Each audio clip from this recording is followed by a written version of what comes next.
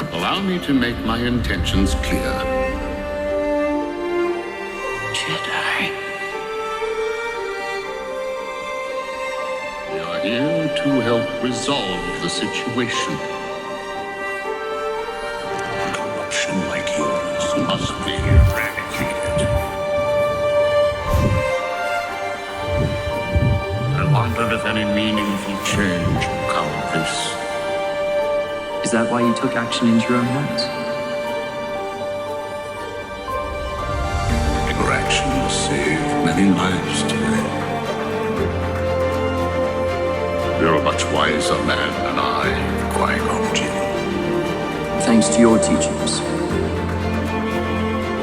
Today we're taking a look at the brand new Jedi Dooku Xeno V3 from Vader Sabers. And how does it compare to Disney's Jedi Dooku? Let's take a look.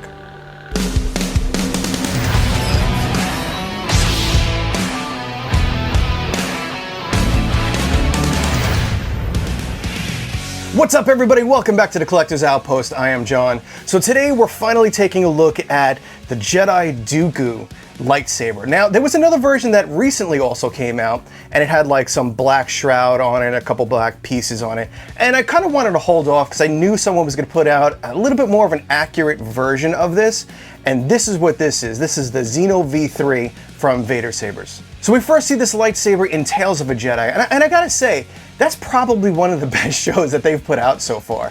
Now, not long ago, we actually took a look at this version. This is the Disney Galaxy's Edge version of the Jedi Dooku lightsaber here. And you know what? I think I might like this design version a little bit better than the Sith version. So we're going to take a look at this version and compare it side by side a little bit to the Disney version, just to see some of the details. I actually have a few screenshots from the Tales of a Jedi show too that we'll look at. But this was sent over from our good friends over at Vader Sabers, who are located down in Florida, not too far from Galaxy's Edge. But before we dig into this, if you're new here, please drop down and hit that like button, subscribe, and hit the notification button for upcoming videos. And if you're back for some more videos, welcome back, and let's get to unboxing. Now, as of this video, I've been working with Vader Sabers now for about a year. They've been a great supporter of the channel, and they sent me over this immediately upon release of this thing. You look at these things side by side, man, this is like a toothpick compared to what Disney has put out. It's incredible, man. Anyway, in the box, we've obviously got the hilt itself. We've got a USB drive. We have got our famous green Allen wrench, USB-C cable for charging. Now, one of my favorite things is that they gave us a very accurate blade plug rather than one of those little turbine ones that just kind of poke out and, I don't know, they just never look right. But they gave us a really cool, accurate blade plug, which just keeps slipping in there because I haven't tightened it. Then we've got a full user manual, and inside this has actually been all updated with all the Xeno V3 app settings, so this is really cool to dig through. This thing is getting really thick, let me tell you. All right, then we got an acrylic stand here. And I don't think I've actually seen one of these come with a CoverTech clip in a little bit, but there's a CoverTech clip in here, and it looks like the CoverTech wheel is in here with a couple more Allen wrenches and retention screws. And of course, we have the Pixel Blade. This is a 32-inch Pixel Blade. So a question I get all the time is, do I actually collect Disney lightsabers, or do I just completely dislike them? And the truth is, I have about 12 Disney lightsabers. They have their place in my collection. They have a lot of memories attached to them. Trips to the park, you know, bringing my kid there and my wife. But the problem I mostly have with Disney sabers is their lack of accuracy and how big and thick they really are. So you look at this in your hand, right? This is taken up. This is like the end of a bat. Like, this is true. It feels like the end of a bat. And that's where things like this come in, the more custom world. Just look at the difference in size, in accuracy. It's night and day. Now, looking at these two side by side, they're very, very similar. Now, I actually do think the custom one actually took a little design from Disney, and they actually designed the ignition button here, the power button, into the hilt, just like Disney did here. So that's a really cool touch, so it's kind of hidden in the design here. Now we've got, the grips here do feel rubbery. They don't feel like a hard plastic or anything, just like the Disney ones. These are rubbery as well. Now the big difference here is when we move up here on the neck. So this is kind of where the big differences are. It's a little hard to tell because we don't have a lot of reference to go by in the Tales of the Jedi show. But I think Disney and the designers kind of took it upon themselves to get a little artistic in this design here. We seem to have this silver kind of matte plate here and then chrome all around. So I feel like they kind of took a little bit of a liberty and redesigned the shroud piece here. So I don't know why they went this direction. And then over here on the Xeno V3, we can see that this is a little bit, it actually still does have a little bit of an outline, kind of like an embossed edge there. But this whole thing is chromed out over here. Then we have a much more accurate kind of matted, brushed aluminum here all the way around the hilt. And then we're back to the chrome plated shroud here. But it does not have that design on it, which I found a very interesting choice for Disney here. Now, I could be wrong. I just haven't seen it in any of the reference photos that I was able to find, just kind of skipping through the TV show and taking screenshots. Let's dig in a little bit to the look and the feel of this because there's some cool stuff going on here. Let's start over here at the pommel because this is the biggest change that I've seen in Xeno ever, really.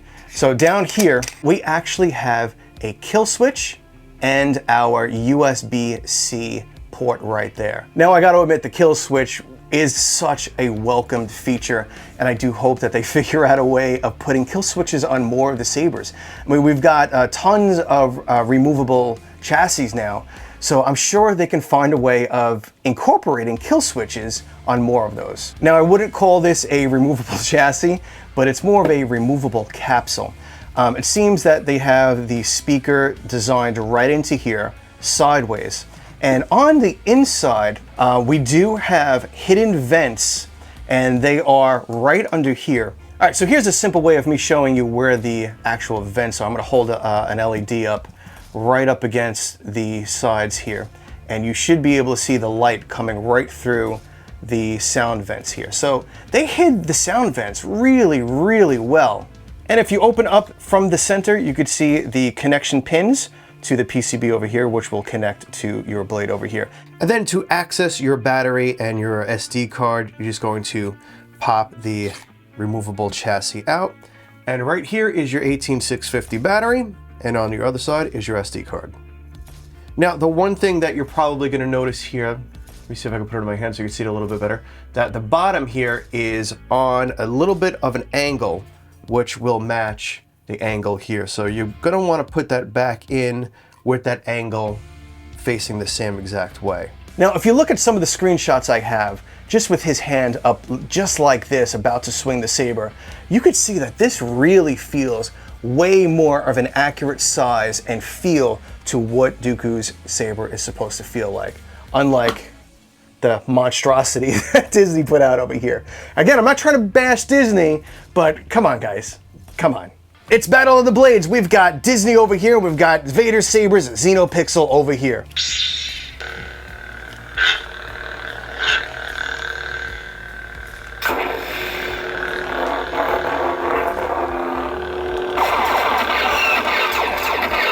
So many of you might remember the review on Dooku's other lightsaber that came out, which I think was like one of the first Xeno V3s. There was a big problem with that due to the design and the curvature of the hilt, is that you could not, for the life of you, twist that thing on. So that problem is non-existent in this. We have twist on and twist off.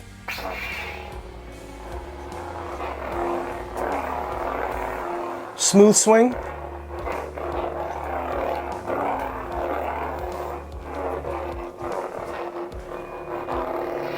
Now, the only issue that I'm immediately seeing is the fact that these hidden vents, they're hidden, and it's a little bit more on the muffled side. You could hear it, but it's just a little muffly versus the other sabers. We've got blaster deflex. We've got lockup. We've got cool force effects. Love that. All right, so here we've got the Xeno V3 app open. On the top here, we've got the power button. We've got the battery level, volume adjust over here.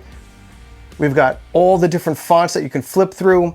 A little further down, we've got different colors and different ways of flipping through the colors. There is a lot of control that you have at your fingertips here. Now, you don't need the app necessarily for much of this. If you don't want to pull out your phone, you can do the majority of these settings on the hilt itself, but there are some extra settings in here that you can only access through the app. So here we got power. We can adjust the volume here. Volume level 59%. We've got different fonts we can flip through.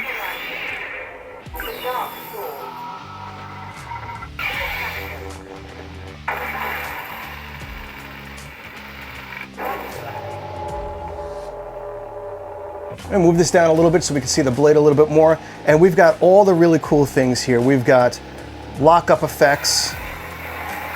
We've got tip drag, blaster effects, flash on clash. I mean, you could sit here and play with this thing all day. Force effect. Super cool. We can change the color just by tapping on different spots on your color wheel here. And unlike the SNV4, everything is in real time. So you go hit a color and it's there. Let's go to white, let's go to blue, let's go to green, let's go to red. Everything's in real time. Now over here, we can actually turn down the color, but leave the effect, which is a little strange, but it's a little cool. We've got the different effects on the blade, which is called hum light effects.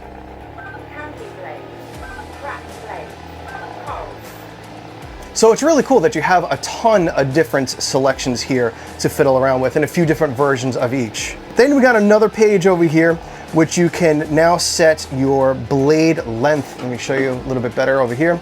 If you have a 36-inch blade, you can adjust for that. This is a 32-inch blade, so we want to adjust for that, which looks like it's about the about 119, 120. And then you can adjust your brightness of the blade if you want to kick that down a little bit. And then up on top here, we have motion controls, which you can control the sensitivity for twisting and all these other things here, which is great. And you got a couple of pages here that you can toggle things on and off and adjust the sensitivity of those particular settings. Now, like I was saying, the majority of the settings from the app you could actually do manually on the hilt itself, in case you don't feel like pulling out your phone and you just want to make a quick setting. For the volume, you're just going to hold the button for about a second. So 1, Volume low. 1, 1. Volume high. So on the hilt, there are only 3 volume settings. On the app, you can blaze through the blade settings such as pulse, the fire effect, rainbow blade, candy blade, stuff like that. On the hilt itself, you can also adjust those particular settings along with different ignition settings. So you hold the button for 1, 2. Flash blade. All right, and these are just different blade settings. 1, 2. Fire blade. All right, you can see that got that cool fire. 1, 2. Steady. This is just a standard blade, which I think most of you would wind up using the fire, the steady, or a pulse. So the blade effects or the hum effects on the app is just a 1, 2. Unstable. 1, 2. Rainbow blade. 1, 2. Candy blade. And the next one would be ignition settings, which would be 1, 2, 3. Broken ignition. 1, 2, 3. Photon ignition.